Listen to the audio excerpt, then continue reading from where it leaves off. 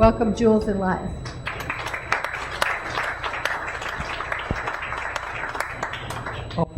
I'll preface my remarks by saying I am here because several of you, one of them back there, sorry about names, made the effort to come to the old church to hear me play with my trio.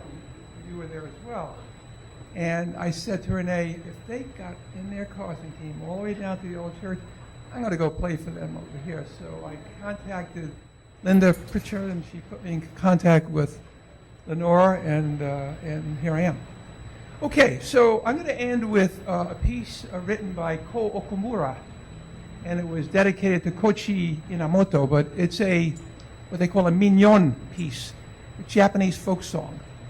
In their philosophy, everything in nature should be taken inside of you, and music is one way of getting it inside of you.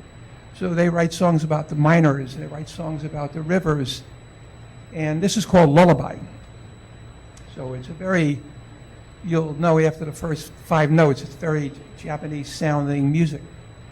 And I find it miraculous, the same 21 notes, that's all there is. If you put all the accidentals in, it could take you to any country in the world and put you there with the same 21 notes. So these 21 notes going to Japan.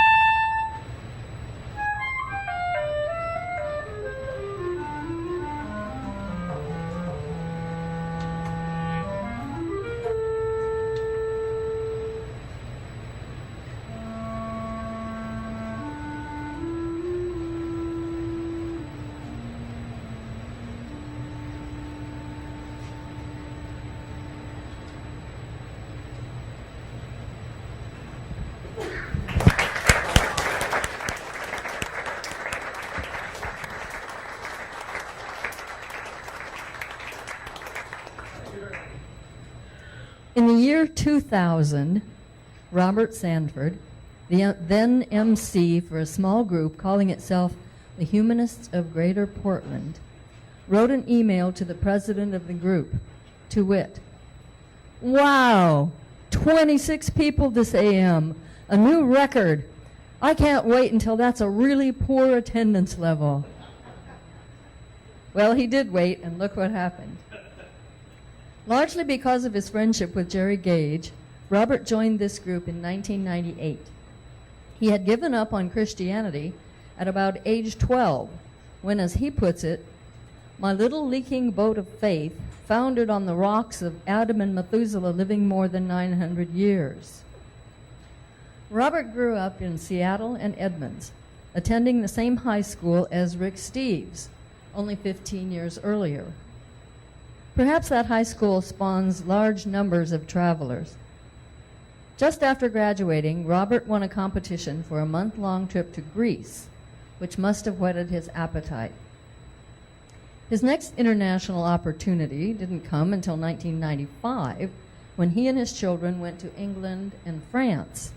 But since then, he has visited more than 31 additional countries, sharing his photos from several of them with presentations here at HGP. Traveling is only part of what forms this man of many talents. Just out of college, he taught high school history and English, then built a subsequent 16-year career as a police officer at the University of Washington, and finally taught classes for the Police Academy and government, corporate, and professional audiences. After retiring, he began to help build awareness of humanism by arranging regional conferences here and in the Seattle area. He also developed his interest in photography, which is why we are privileged today to take a virtual trip to northern India through the lens of his camera. You may welcome humanist, educator, traveler, and photographer, Robert Sanford. It's a delight to be invited to speak.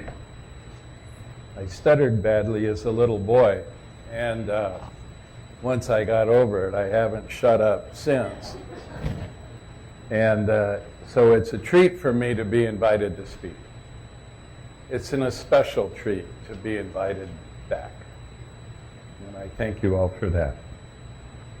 I've usually started these programs with the observation that any day that begins by putting on a photography vest and strapping on a money belt with a passport in it and loading up your cameras, it's got to get pretty bad before it's a bad day. This is the point where speakers always say, "Can you hear me?"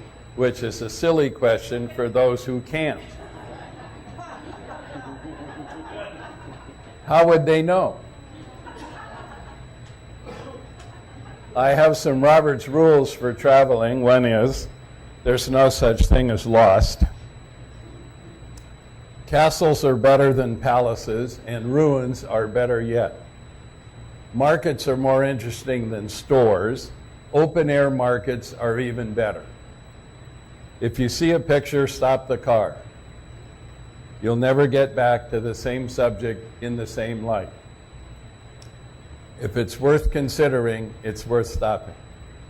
And one of the things I've learned as a serious photographer, you never know which shots will become the best ones. You just don't. The last Robert's rule for travel is that you can sleep when you get home. But the older I get, the more this one seems to be slipping. There is a little truth I heard recently. You don't stop doing things because you get older. You get older because you stop doing things. This is the title slide. It says Noodling Around in Northern India. I was there from the end of November to the end of January, from 2012 into 2013. And the trip involved, for me, 3 new countries. So, I mean, I'm keeping a country count. It's pretty adolescent, but that's me all over. So I went to Egypt, and I went to India, and then I went to Nepal. I was in Nepal for a week, Egypt for most of a week, and India for about 7 weeks. And this is the basic organization of this program, which is 95% visual, although organization may be much too strong a word. I went to Egypt, and I'm going to show, and the rest of these are all India, a little bit of Nepal in here, but organized it around people working, some culture, some deliciously beautiful nature, tourism, people on the road, color, and then some 2,000-year-old images. And now I'm old, but I'm not that old. There's not even people here who are that old. But it's pictures you could have gone and taken if you had the technology 2,000 years ago. So I went to Egypt. I really enjoyed the vibrancy and the energy of Cairo. I was about 700 meters from Tahrir Square, which is where the demonstrators lived and where the demonstrations began. There was barbed wire around it, no traffic going through it as there normally is. It was a pretty tense place. The National Museum in Cairo, which is where all the Tut material is right on the north side of Tahrir Square. So I had to circuit around it a little bit. And I was pretty careful when I did that. So I was in a wonderful neighborhood, ate lots of street food, and really enjoyed Cairo. I'm not sure I'd go there now.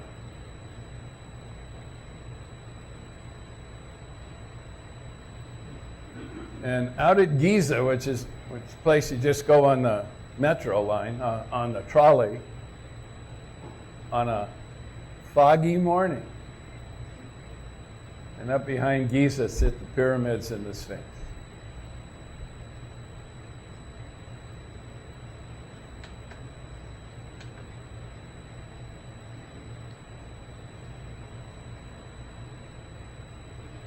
And you can see the Sphinx here, and then this is the long roadway up the hill back in. You can see this pyramid here, and here there's a third one up there, and a lot more funerary monuments. When Napoleon was here in 1804, I think, 1803, 1799, right in there, the sand was up, I understand, to about here on the Sphinx. Yes, Joanne? Yeah, it's a little fog, probably a little smog. It was hazy, really, really hazy. So these are kind of dim, but I like some of the qualities of them visually. Jump ahead, when we were at the Taj Mahal, it was really, really foggy. And so there were fewer tourists there, which is great. And wonderful photography opportunity. And of course, this guy will let you ride on his camel. And so will that guy. And you can ride Arab horses there. And there's lots of camels and lots of horses. And lots of evidence of camels and horses. Because nobody cleans up. Maybe, I don't know, once a year they bring in a bobcat with a blade on it, but. So this is on the walkway up.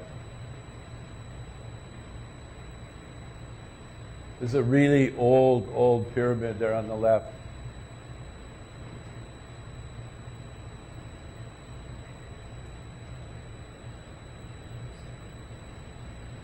And that'll give you some scale. I think they're about 725 feet on the side. And I took this not for the cars and the buses, but the shadow of the pyramid.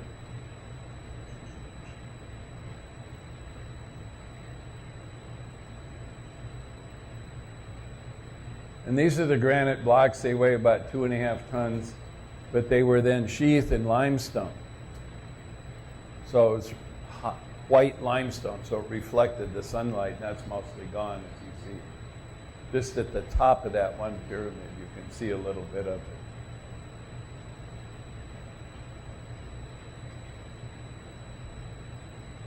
When I flew east out of Cairo for about, I'm going to get rid of this for a second. When I flew east out of Cairo, flew to Kuwait and then on to Delhi. I sat on the left side of the airplane, and I got to look out as we went east, so I was looking north. Flew out about 4 in the afternoon. And I got to see so many iconic things that I'd never seen, only seen tens of thousands of times in photos. I got to see the Suez Canal, the Red Sea, Aqaba, which is the town Lawrence took from the desert side, if you remember in Lawrence of Arabia. Sinai. And I'll tell you, some really tough people and some really tough gods came out of that really tough landscape. It was just a jumble. I got to see the oil fires in the Gulf of Hormuz.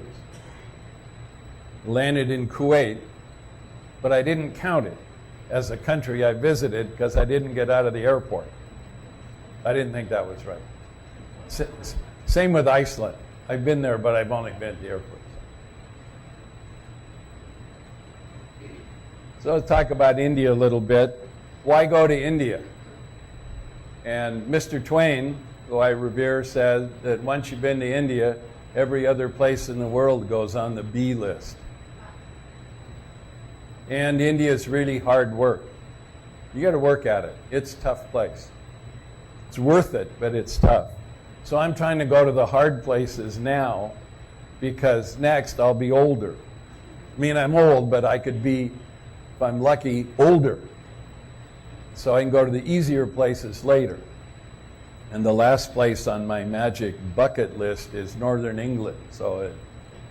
And I want to tell you, it's a long way from India to Northern England. So let me tell you a little bit about India. It's the second most populous country in the world. It's the 7th largest, has the 10th largest economy. It's the 3rd largest standing army. It's a nuclear power. And here's Mr. Twain on India. This is indeed India, the land of dreams and romance, fabulous wealth and fabulous poverty, of splendor and rags, of palaces and hovels, famine and pestilence, genii and giants and Aladdin's lamps, of tigers and elephants, the cobra in the jungle, the country of 1,000 nations, 100 tongues, of 1,000 religions and 2 million gods, cradle of the human race, birthplace of human speech, mother of history, grandmother of legend, great-grandmother of tradition, whose yesterdays bear date with the moldering antiquities of the rest of the nations, the one sole country under the sun endowed with an imperishable interest for alien prince and alien peasant, for lettered and ignorant, wise and fool, rich and poor, bond and free, the one land that all men desire to see, and having seen once, by even a glimpse, would not give that glimpse for the shows of all the rest of the globe combined. And he's right. And here's another comment from Mr. Twain. When a person is accustomed to 138 degrees in the shade, his ideas about cold weather are not valuable. In India, cold weather is merely a conventional phrase and has come into use through the necessity of having some way to distinguish between weather which will melt a brass doorknob and weather which will only make it mushy. But of course, the time to go to India is between Thanksgiving and Valentine's Day for northern India. So here's my little route. Delhi, west, all the way to Jaisalmer, back to Jaipur, Udaipur, This is Bundi. This is Agra, where the Taj Mahal is. It's pretty close to Delhi. And then down into here, and the train all the way to Varanasi. And if you know India, here's more detail. But I'll tell you as you read through this that as I show you photos, I'd have to go back and look at the date and look at my itinerary to see where that particular photo came from.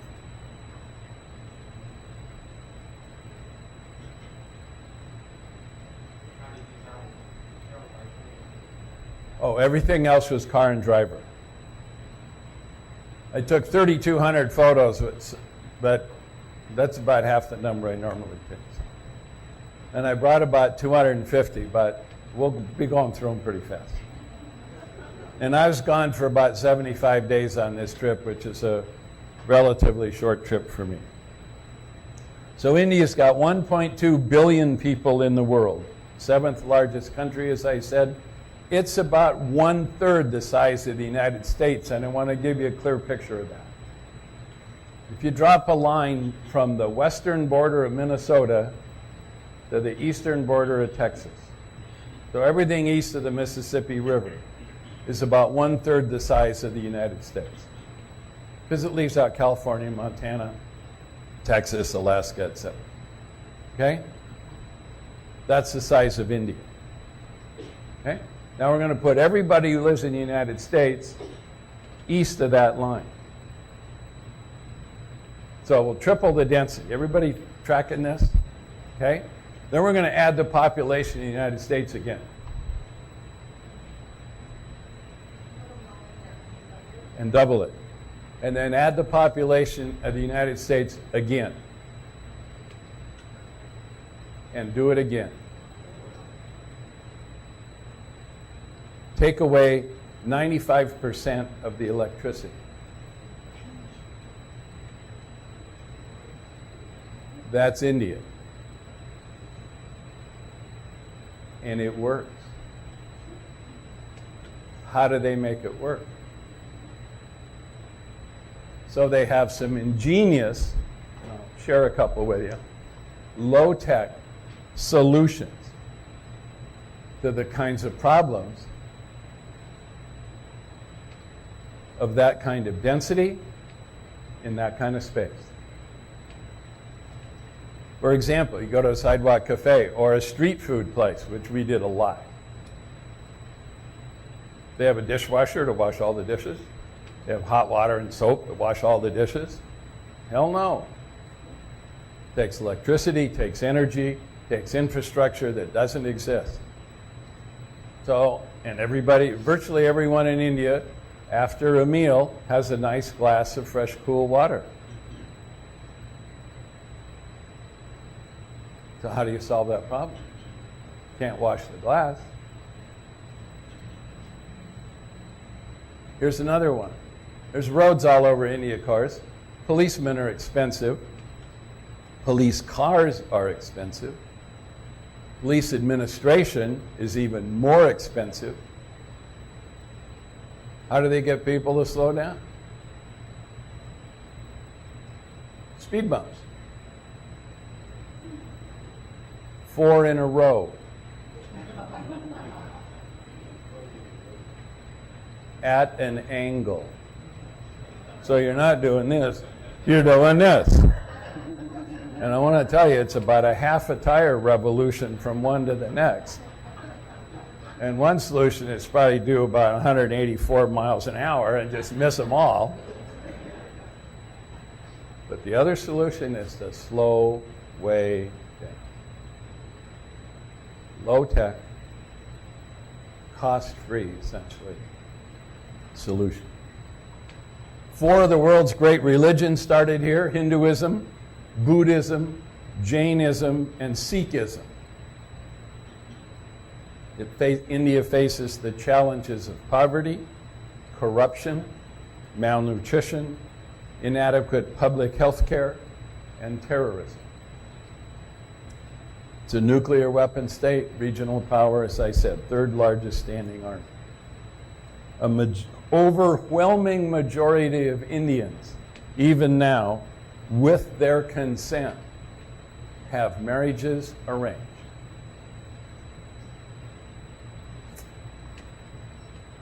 I hired a company called Incredible Real India, and I will tell you, if you're going to India, these are the people to go with.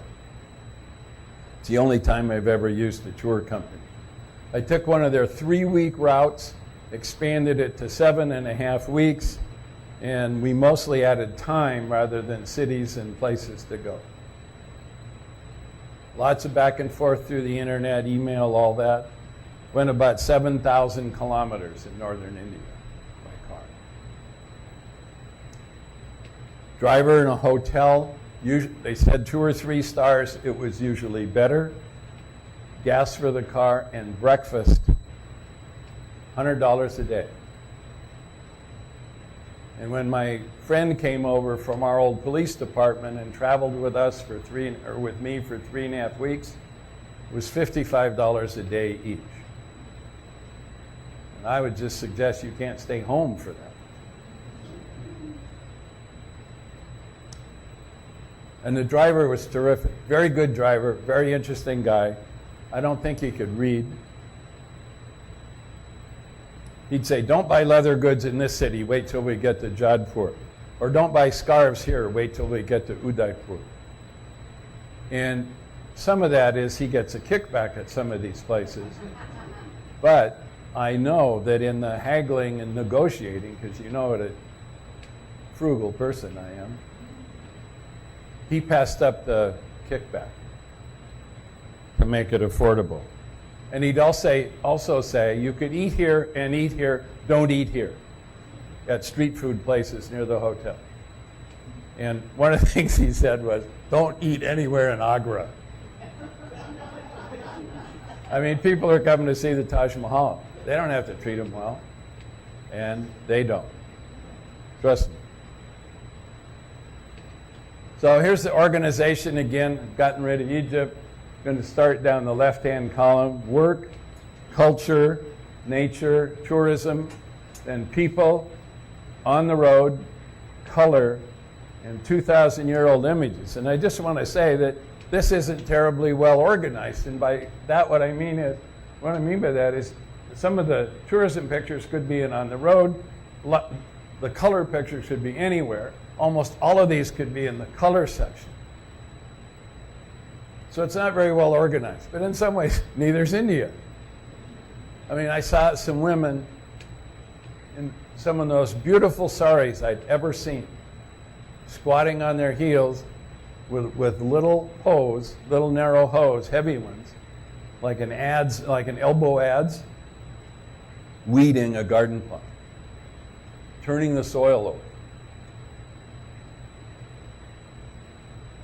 So, color, work, culture, see what I mean? So you're not going to be getting, and on Tuesday we went to the City Museum in Udaipur. You'll be getting a kaleidoscope of images, and I'll just share that's pretty much what India is, especially for a photographer. It's a kaleidoscope of images. And India's a little noisy. We're driving along. There's no traffic signal. There's virtually no traffic signal. So how do you let people know where you are? You're not waiting for a light. Not many roundabouts. Hit the horn. And this is not the angry, road rage motorist horn. It's just a little beep. Here I am. We're next. You're next. So we're driving along, leaving the city, and I asked Bawar, the driver, I said, let me know on the odometer when a kilometer starts and when it ends. And he didn't understand why, and I didn't want to tell him. You'll see in a second. So he did, and he told me, and end of that kilometer, he said, okay, we're done. He'd hit the horn 7 times. And at another time, I asked him to do the same thing. We were leaving this pretty big-sized city, and we were maybe a third of the way out from the center, out to the edge where the countryside begins. And I said, give me a kilometer. He said, did. We saw 7 cows. Cows everywhere, of course. Everybody knows. Okay. So, color, On the road, culture. And you see this everywhere. We're in Orcha right now, though it doesn't matter because there's millions of these scarf shops.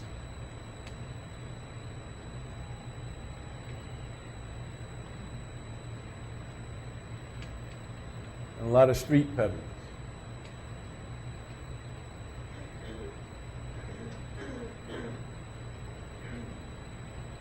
Green growth.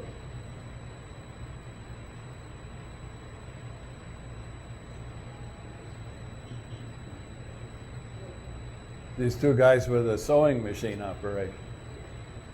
And you see how the poverty has them all depressed. And that's just one of the things that was fundamentally stunning.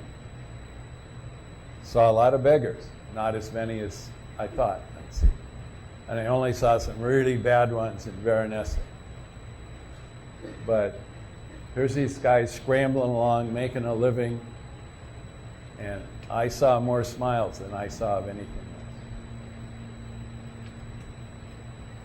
And when you call a call center for Comcast, and you get through to some place in Bangalore, I want to tell you this is what you're going through. And I didn't take this because it was unique, folks. I took it because it's typical.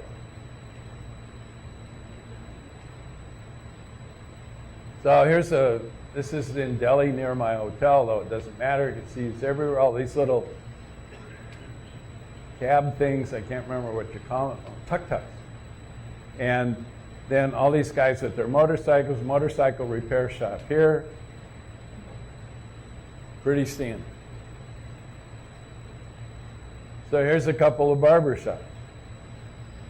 This is a place, This is a place I got my hair cut. And this guy, you can't quite tell, but he's on the sidewalk outside somebody's house. He's hung his mirror on the fence. He's got all this stuff on top, and he brought his chair. Low-tech solution to what the culture needs. When I got these glasses at Kaiser Permanente 3 years or 4 years ago, I told you I was frugal. The bows broke. The bow was this part. And the one on this side came off. It snapped at the hinge and where the little screw is. So here's this guy, I think it was Delhi, doesn't matter, squatting on the sidewalk, and he's got the eyeglass repair place. So I sat down next to him, and we're going through this, and he's dipping into a bag of bows, and he finds a pair that fits. And he's got a little aspirin bottle full of screws, and he gets the right one and puts those in there. You know, 50 rupees. You know, nothing. Later, I was in Italy, and this one broke again, so I got a meter of copper wire from a hardware store. It's all fixed now. And here's another outdoor courtyard barbershop. He's shaving one of the cops and one of the army people. Sets up a stand, got a mirror, towels. Stuff is laid out here on the courtyard wall. Low tech, and it works. So this is the restaurant next door to my hotel in Delhi, and they're serving street food. And they're down there at 5 in the morning, and they're there till 10 o'clock at night. And they are they're feeding thousands of people, breakfasts and lunches. They had one glass. Think about it. I'll show you the solution later.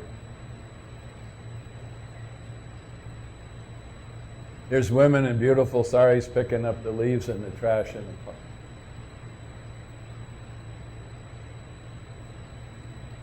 Here's some brick makers.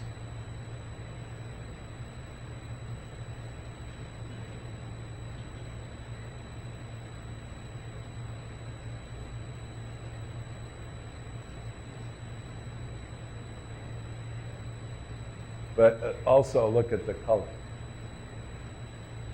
So you're starting to get a sense, I think, of this huge country, dirt, smog, all of the modern problems, and yet in the midst of it, this kind of splash of colored beauty.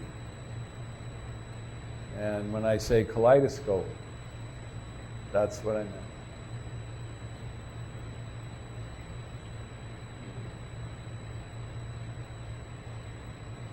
Sweeping the street or the sidewalk with a twig broom. And look how she's dressed. All those colors.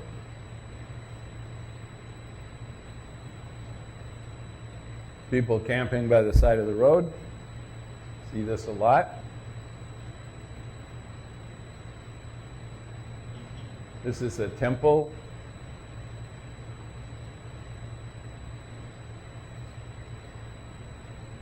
Here's the shoemaker on the sidewalk, sewing up a pair of whatever these are. This is his left or his right big toe. Here's his other foot. He's got the thing gripped. He's putting the needle in here. Here's his little bag or little box supplies.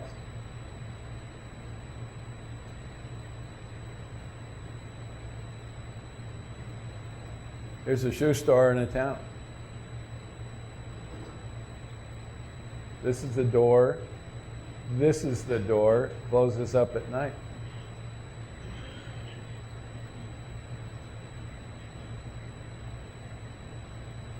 Color, work, culture.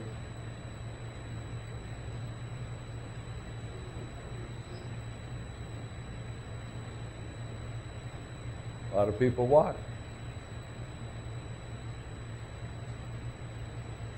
There's a camel on a little with a little wagon with truck tires and wheels and axles. Pretty standard. See them on the roads. See them everywhere.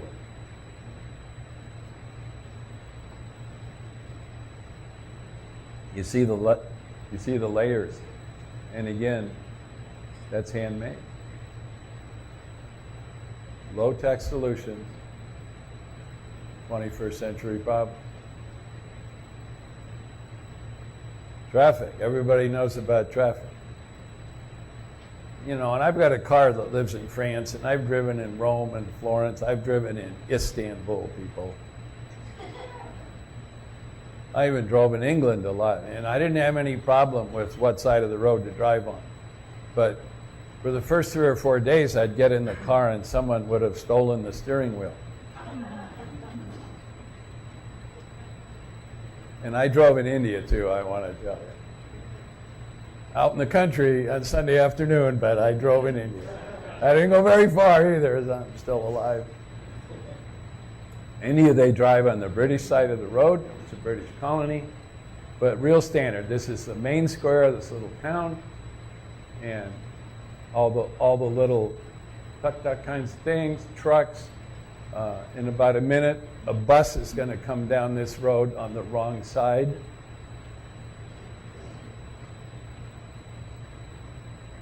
And then here you have a burro pulling one of these little truck axle wagons.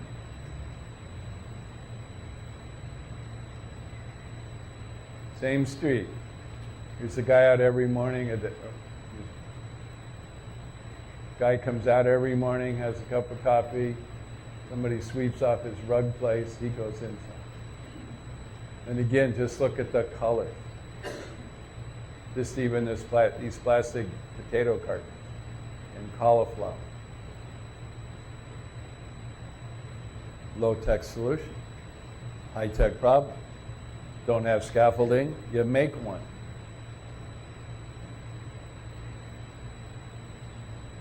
Restoring the site of this fort, Kumbhalgarh, I think, huge fort.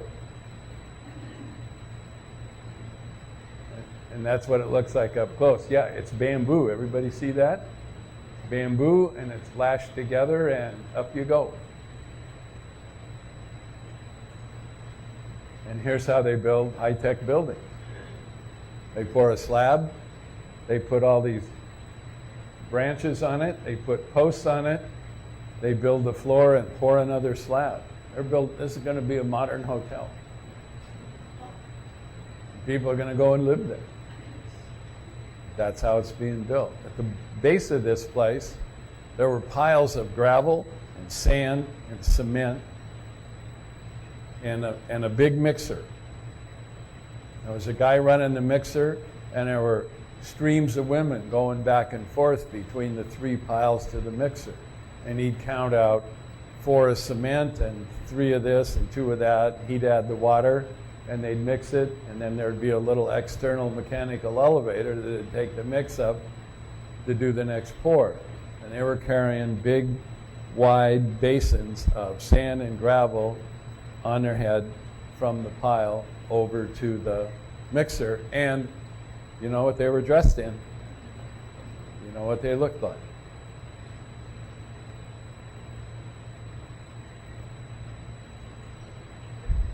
Teeth care center.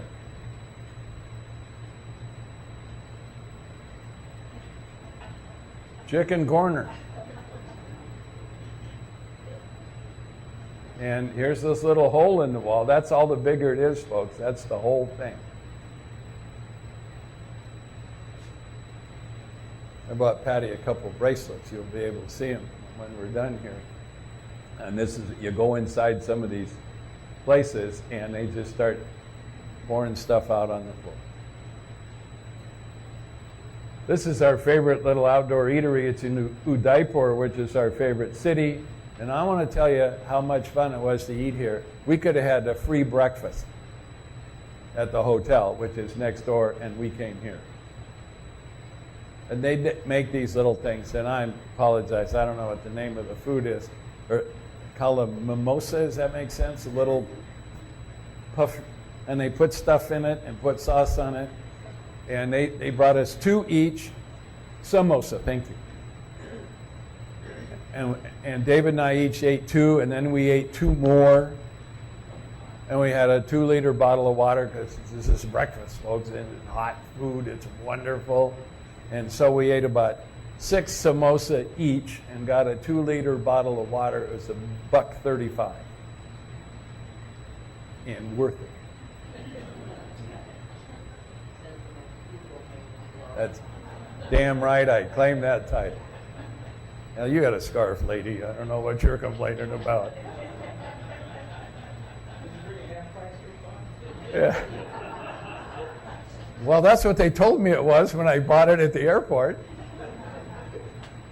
So again, color. Look at this. Look at the color of that sari skirt. There's a guy on the left selling street food. And here's this woman on the right taking a hedge home. Here's an outdoor market. Here's an outdoor food place.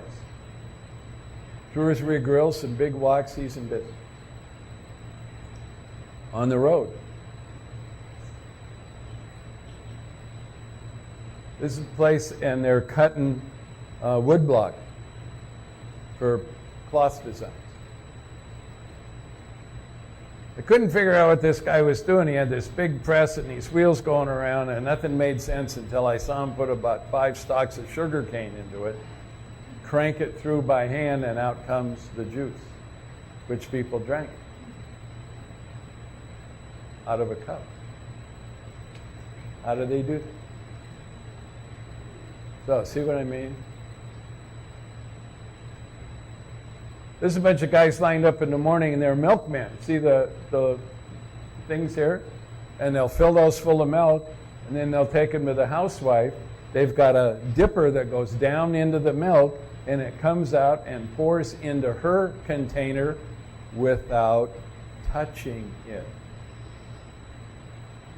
So, 1 dipper, sterile, all the way through. Okay, culture. See the solution to the cup on the left? What's the solution? It doesn't touch your mouth. They pour in, they don't drink from. 1 cup hundreds of people. And it works. I mean, one of the things people who don't use silverware like we do don't understand what we can do is put forks in our mouth and not stab our tongue. Think about it. That's tricky. This is tricky. That's how it works. So here's just some food at a lunch place. The guy's got a cart smaller than this table. He's serving hundreds of people where the traffic has to stop when the train comes through. There's those little samosa doofers. And here's the onions and the hot sauce, and here we go.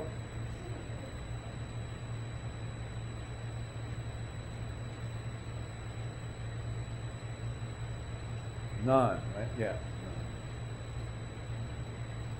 Well, here's a special feast I was a big part of and didn't know I was going to be a part of. The driver took me to this village. He says, "You want some mutton?" Sure, mutton sounds good. Hadn't had a lot of meat, you know, I wanted something to chew. And so I got to this place, and we walked from the car out, and there's a big tarp spread on the ground, and about 40 guys sitting on the tarp, and I'm the guest of honor. So I got to eat first. Everybody watching me. Used my left hand, too. I didn't think about it. And afterwards, they said, "Would you like a little cup of tea?" And so I held out my glass, and they opened this little, like a flask or flagon, and this little kind of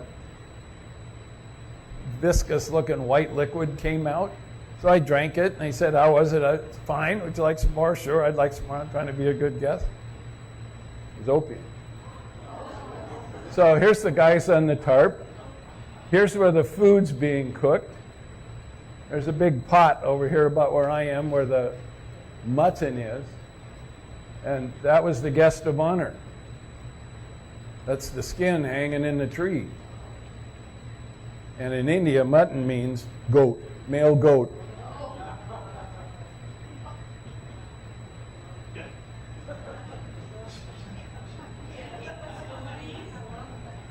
Yeah, is that a great shot?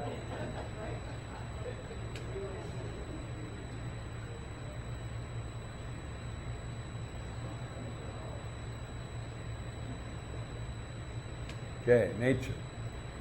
Just a few here. We're at a bird sanctuary on a foggy morning up by Agra.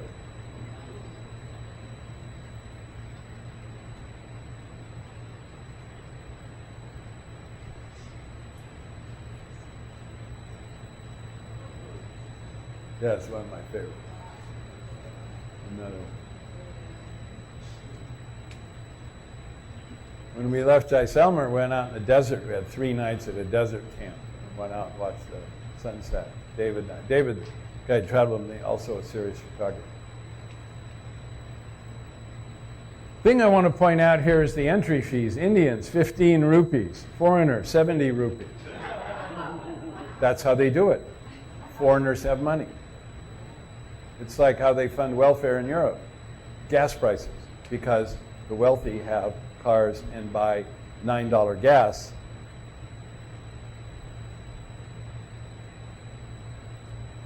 There's David up on his camel. This is a gift he bought his wife. It's a spice holder. Low tech, 6 different spices in there. This David sitting at the temple in Udaipur talking to the locals who were setting up their begging stations on the temple step. Standard hill fort town. Sitting up above the plain, walls, defensive moats. See these by the tens of thousands.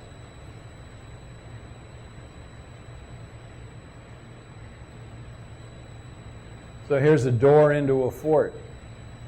One of the things they do, they put the doors into the fort. They have outer walls, inner walls, inner walls, inner walls. You know about that. But when you go up from the first outer wall and you go into the inner wall, you go up a long ramp. And then the next door is at 90 degrees. So you can't charge in there with the battering ram. There's no room. You can't get any momentum. Low-tech solution. There's another solution. So here's the door within the door. Everybody sees this. What's this for?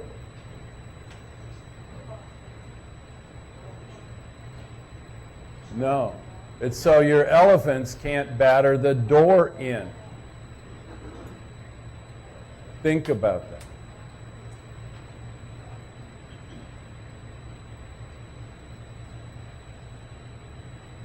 They need more falcons.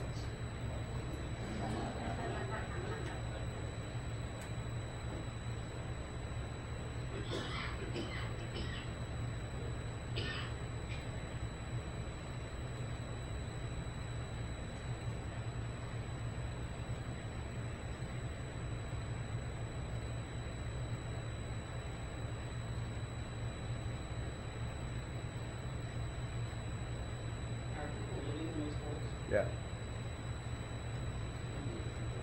People live everywhere. This is Jaisalmer. It's 2 square miles up there, 250 feet to the top from the top of the plain, 99 bastions, 4 gateways. This is as far west as I got. And Louis, if you could help me, this is one of the things I bought there.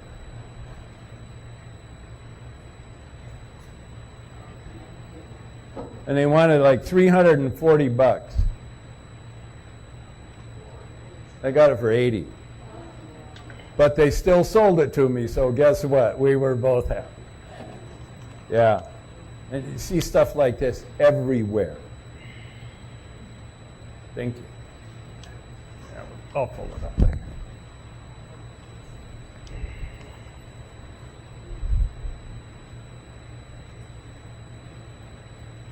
Here's a guy playing in a different kind of accordion.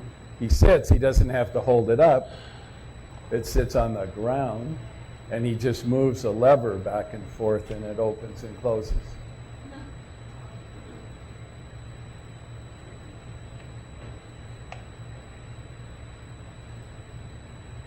Scarf shop. Here, I'll pass these around. This is the kind of scarves you get at these places. And I'll toss them to the back. George. Yeah.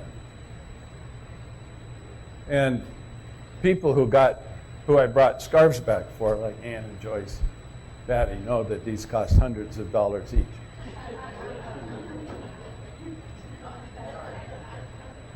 Is that skeptical laughter, Ms. Henderson? Okay, can you read the English?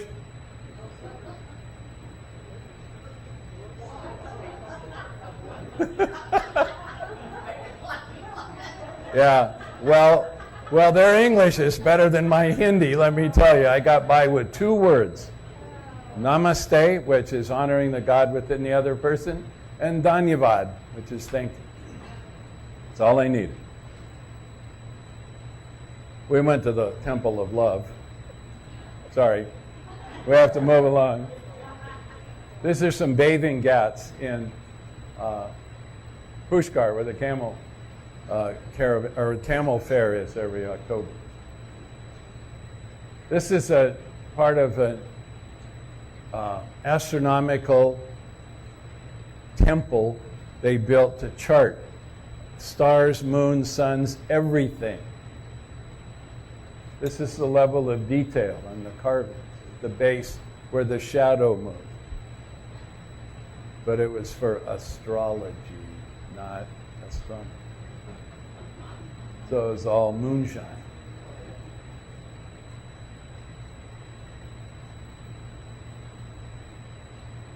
This is Bundi, where you can ride up on an elephant from down in the town up to the fort. You'll see this is elephant number 88.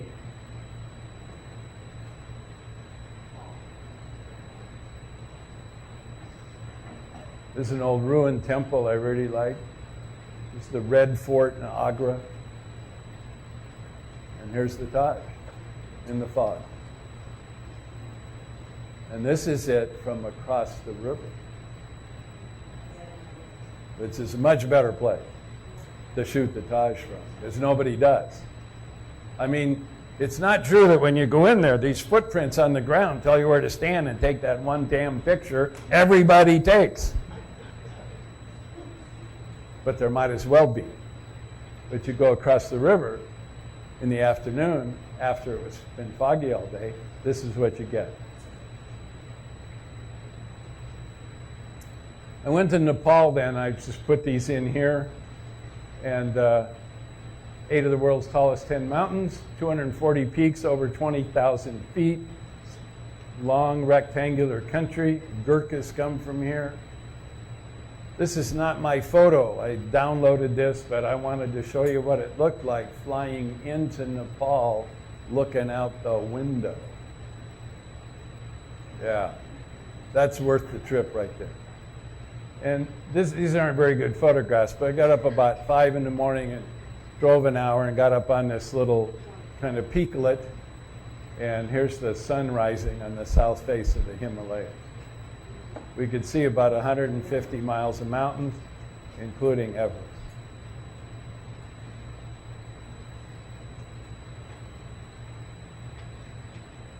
So here's my people pictures, and I really love shooting these guys with the big mustache. I'll tell you a quick story, because I'm running way out of time. I go up to one of these guys and say, "Oh, namaste,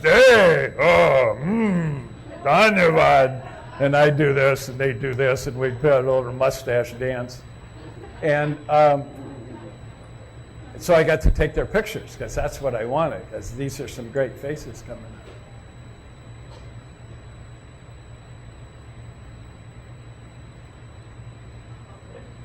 Yeah, I love this with the Coca-Cola on the side. Kid with a kite.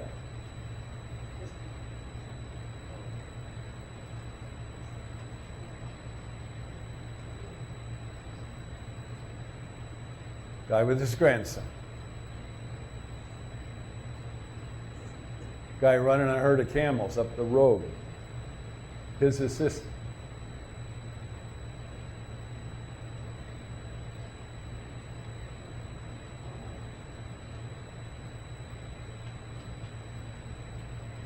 So when I'd see school kids, because I'd worked out this routine with these old guys, I was the center of attention. You know, they were at the park, but here I am, and so there they are. And I would say, "I am the Maharaja of California!" And we just had more fun with that. It was great. It was wonderful. No, she didn't like my mustache.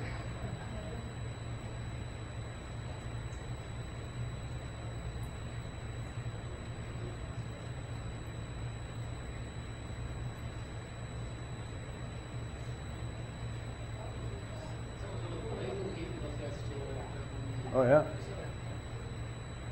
But, I mean, Arabs don't go naked in the desert. They wear lots of clothes.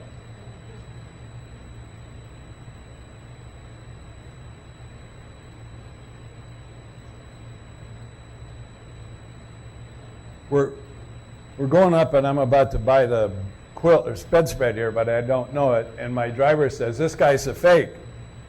He's not a real priest. He's a fake." And I said, "They're all fakes."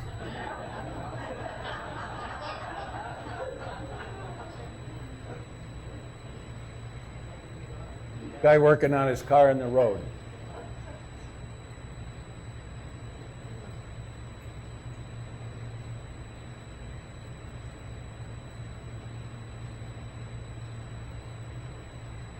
It's a camel wagon.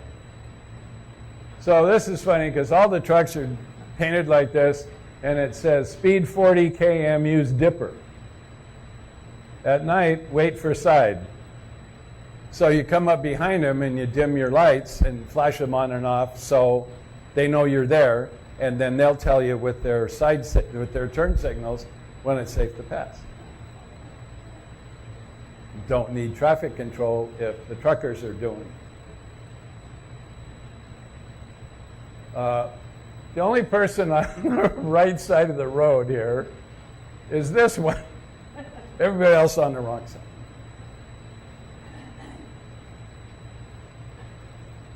They're on the wrong side of the road.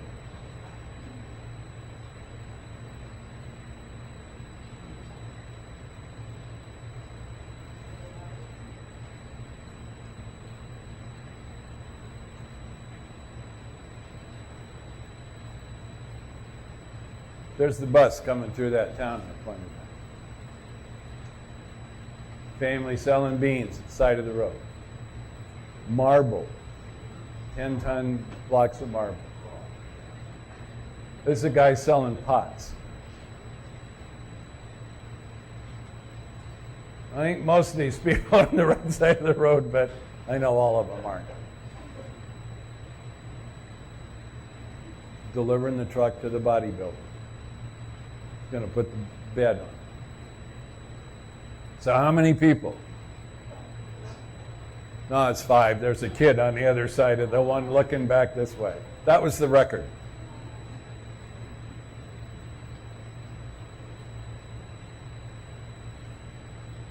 This is the powder you put on when you go to the temples and you go to the bathing gap.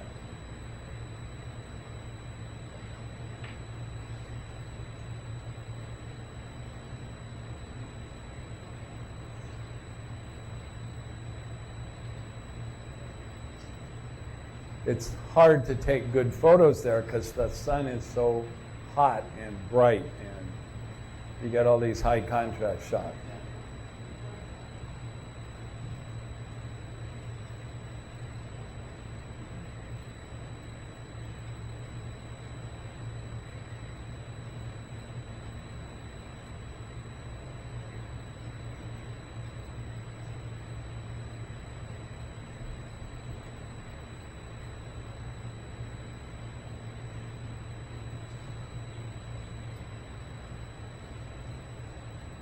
These are the women where I ate the goat. They were down on the other side of the building. These are little tourist hats they were selling up in Jaisalmer. It doesn't matter, but just, again, color. Just explosions of color.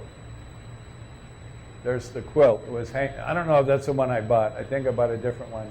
You're going up into Jaisalmer, and on the outside of the walls, here's all these, their bedspreads hanging down, tacked to the wall on a piece of bamboo.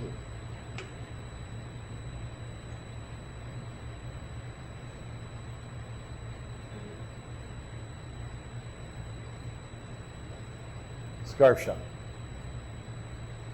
Sari Emporium. Yeah, you go in these places, that's what you see. It's like, how can you put your camera down? How can you stop shooting? So here's my some of my 2,000-year-old images. Again, it's the ones I could have taken long before there were cameras.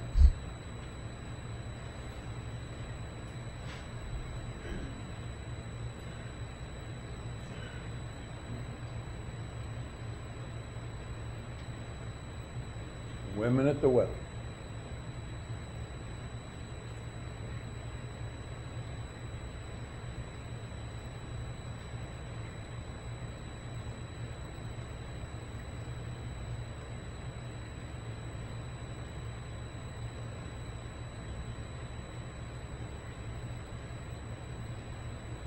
Guy pulling water up out of his well.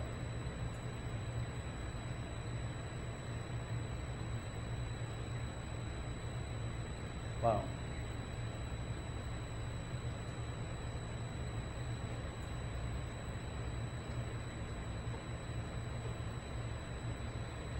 The tour company asked me to take some photos for them of some of the places. This is next to one of their hotels. So I was up early and took that one.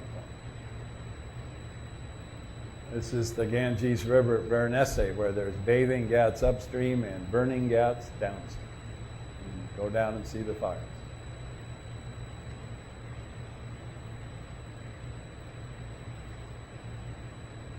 I'm done. Thank you very much.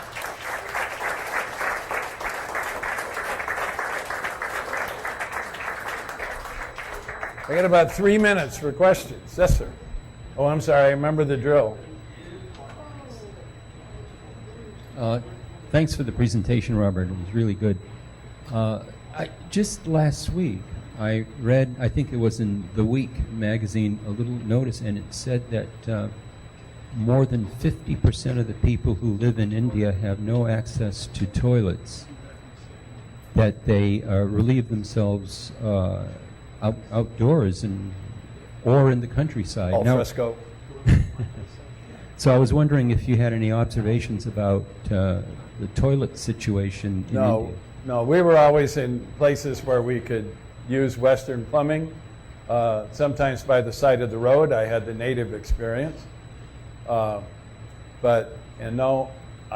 mean, somebody recently asked about India, and they said, oh, didn't it smell bad? No, I never noticed that at all. Now, my sniffer doesn't work very well, but Al, you next? Yeah, you mentioned, you show repeatedly all these wonderful, colorful fabrics. Does that stuff doesn't go way back, does it? That's all aniline dye chemistry, same as we got it in the 1850s or something, right? Well, it predated the East India Company, and then they. Did they have all these colors prior to dye chemistry? Yeah, that's my understanding. How did they make a blue? Well, use herbs and plants. As far as I know, Kanak, do you know? Is that the case? Yeah. Indigo was one of the major export of India. Okay, so there. Until the Germans came with British and Indian, and they ruined the whole. Right, they ruined the native. Who's next? Donna. I noticed all those signs in English. Do a lot of the people there that are natives know English? I think Or is that strictly for tourists? No, I think a lot of them know. I mean, it's like the old joke, what do you call somebody who's bilingual or knows two languages, bilingual, three languages, trilingual, one language, an American? But there are hundreds and hundreds of languages and dialects in India.